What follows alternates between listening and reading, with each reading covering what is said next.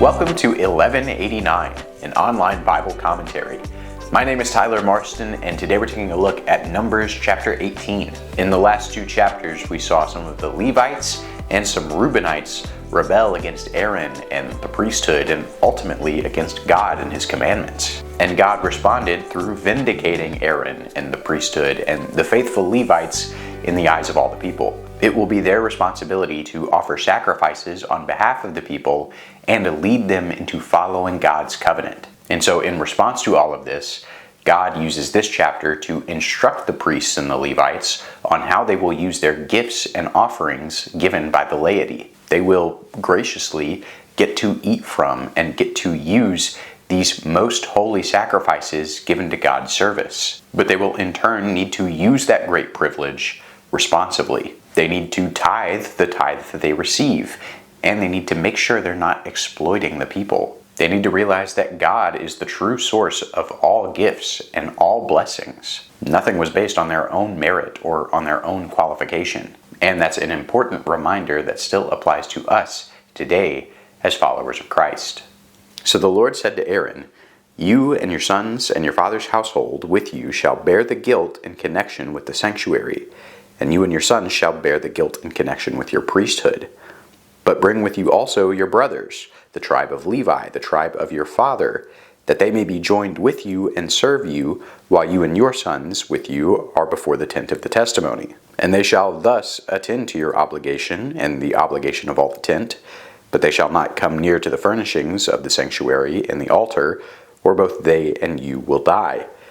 They shall be joined with you and attend to the obligations of the tent of meeting for all the service of the tent, but an outsider may not come near you. So you shall attend to the obligations of the sanctuary and the obligations of the altar, so that there will no longer be wrath on the sons of Israel. Behold, I myself have taken your fellow Levites from among the sons of Israel. They are a gift to you, dedicated to the Lord to perform the service for the tent of meeting. But you and your sons with you shall attend to your priesthood for everything concerning the altar and inside the veil, and you are to perform service. I am giving you the priesthood as a bestowed service, but the outsider who comes near shall be put to death."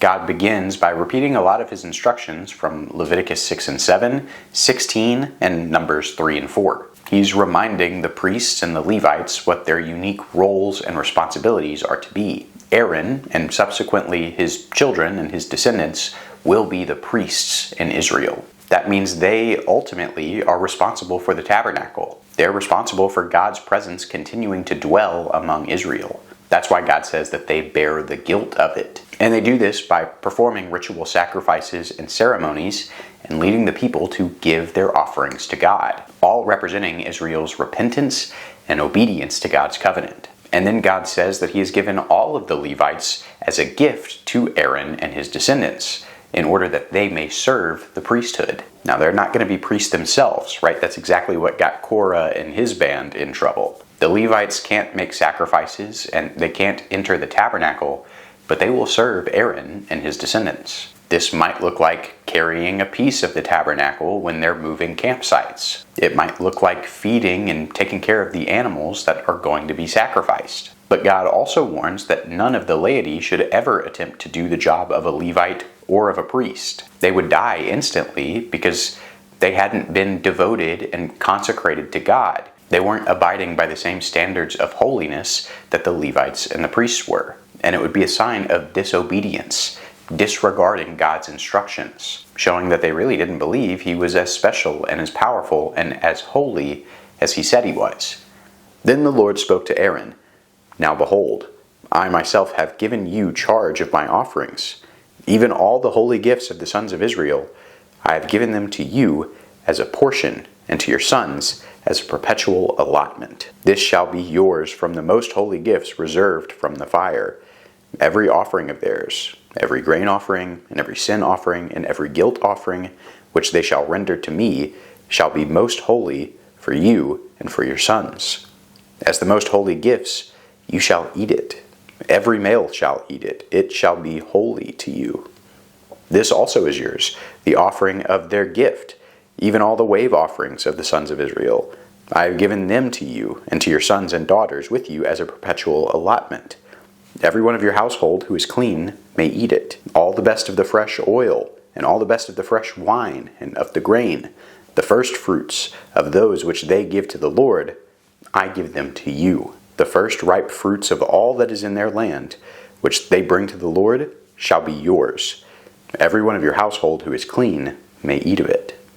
God promises that the priests will be provided for through the offerings of the rest of Israel. The people are giving their ox or their grain or whatever to God, but God is choosing to re-gift it to the priests. And it's not based on anything that they have done, it's simply because He's gracious. And it's not just for the priests who are serving active duty, so to speak. It's for their entire households. And notice too that if the people are giving the best of their wine and the best of their grain, as was commanded in Exodus 23 and Numbers 15, that means that though they've done nothing to earn it inherently, the priests will be receiving the best food and the best drink in the land, simply because they've spent their lives serving God, and God has chosen to bless them in turn. It's representative of the free gift of God's grace that we can experience through believing in Jesus as God's Messiah. Every devoted thing in Israel shall be yours. Every first issue of the womb of all flesh, whether man or animal, which they offer to the Lord, shall be yours. Nevertheless, the firstborn of man you shall surely redeem, and the firstborn of unclean animals you shall redeem. As to their redemption price, from a month old you shall redeem them by your valuation, 5 shekels in silver, according to the shekel of the sanctuary, which is 20 gerahs. But the firstborn of an ox, or the firstborn of a sheep, or the firstborn of a goat, you shall not redeem. They are holy. You shall sprinkle their blood on the altar, and shall offer up their fat in smoke as an offering by fire, for a soothing aroma to the Lord. Their meat shall be yours. It shall be yours like the breast of a wave offering, and like the right thigh. All the offerings of the holy gifts, which the sons of Israel offer to the Lord, I have given to you, and to your sons and your daughters with you, as a perpetual allotment. It is an everlasting covenant of salt before the Lord to you and your descendants with you. Everything that is sworn to God will also become property of the priests for them to use however they see fit. This includes every firstborn in Israel, among animals and people, according to Exodus 12 and Numbers 3. For firstborn clean animals, the priests will offer up their fat portions as a burnt offering and keep the meat for themselves. And then for firstborn unclean animals, and also for firstborn human children, of course, they will be redeemed back to their owner in exchange for a price in currency. God is giving the priests all of these benefits because He's a gracious God. He promises that this will be their provision for the priesthood and their families for many generations to come. He calls it an everlasting covenant of salt, referring to the way salt was used to purify and preserve meat in times before refrigeration. And that will strengthen the association between salt and covenant language throughout the rest of the biblical story. Then the Lord said to Aaron, "You shall have no inheritance in their land, nor own any portion among them. I am your portion and your inheritance among the sons of Israel." Now you might be thinking, okay, but how is this fair? The people are just supposed to give up their food, the best of their food, to the priests just because God said so? But first, remember that all of the rest of the tribes of Israel will inherit their own plot of land in Canaan, whereas the Levites will be scattered throughout the nation in little pockets here and there. And also remember that being a priest was a full-time job. Both on the altar of incense and the bronze altar, they were supposed to have continual sacrifices being made, not to mention all the sin offerings and guilt offerings and votive peace offerings. They didn't have time to farm their own land or raise their own animals. And so God's gifts really show that He isn't overlooking the priests. In generosity, He's appointing them to eat from these sacrifices so that they will be provided for. But more than that, God doesn't say that the Levites won't get an inheritance because they have the gifts and they have the sacrifices. God says that He Himself will be their inheritance. They are completely hitching their wagon to Him, so to speak. And all the blessings and the gifts and the good things will come as a result of being united with him. And this is the same thing that Jesus was able to offer to all of humanity. That's how we get our blessings and gifts of God's favor and grace too, through being united with him. To the sons of Levi, behold, I have given all the tithe in Israel for an inheritance, in return for their service which they perform, the service of the tent of meeting. The sons of Israel shall not come near the tent of meeting again, or they will bear sin and die. Only the Levites shall perform the service of the tent of meeting, and they shall bear their iniquity. It shall be a perpetual statute throughout your generations, and among the sons of Israel they shall have no inheritance. For the tithe of the sons of Israel, which they offer as an offering to the Lord, I have given to the Levites for an inheritance. Therefore I have said concerning them, they shall have no inheritance among the sons of Israel. In the same way, the Levites as a whole will also be rewarded for their faithful covenant service to God and to his tabernacle. They won't get to eat from the sacrifices, but they will be on the receiving end of the tithe. That is a tenth of all flocks and herds given by Israel for God's service. Of course, just like the priests, the Levites will bear their iniquity too in how they use this God-given position. If they try to exploit the general population, they will be punished. And if they try to stage up the priests by entering the tabernacle, they will die. But once again, God says that he's giving the Levites this huge privilege in exchange for them not having a designated swath of land in Canaan. Then the Lord spoke to Moses, saying, Moreover, you shall speak to the Levites and say to them, When you take from the sons of Israel the tithe which I have given you from them for your inheritance, then you shall present an offering from it to the Lord, a tithe of the tithe. Your offering shall be reckoned to you as the grain from the threshing floor, or the full produce from the wine vat. So you shall also present an offering to the Lord from your tithes, which you receive from the sons of Israel. And from it you shall give the Lord's offering to Aaron the priest.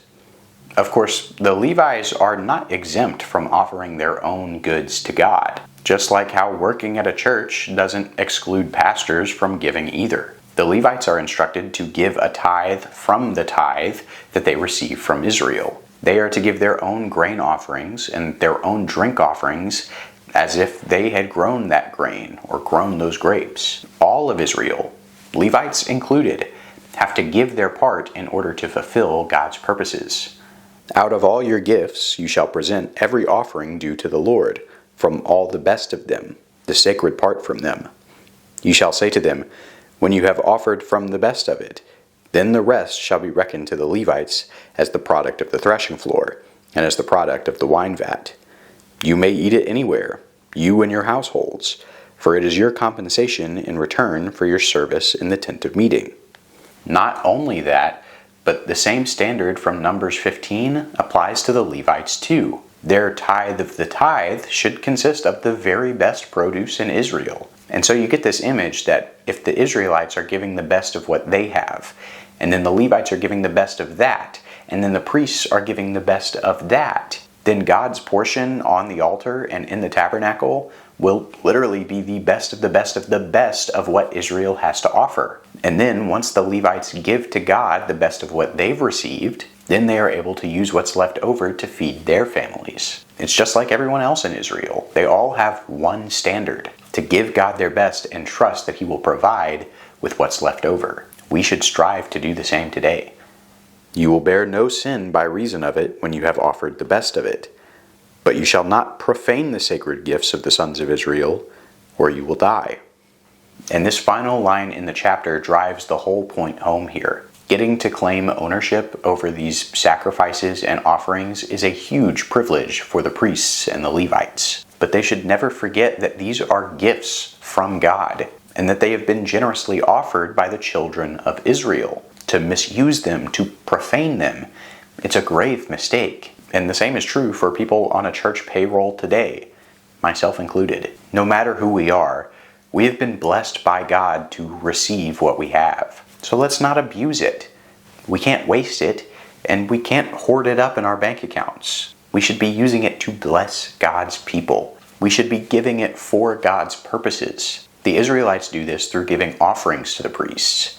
And the priests do it by making sacrifices on the Israelites' behalf. Whether you're a lead pastor or on a church payroll or simply a member, you should be giving God the best of what you have. And of course that's financially, but it's also the best of your time and the best of your talents, the best of your resources. When you give freely to God with abandon, He will redistribute all those gifts among all His people so that we all, as Christ followers, can fulfill the mission He's given us. That's the end goal, and that's what it's all about. Thanks for watching 1189. I hope that you have a good day, and God bless.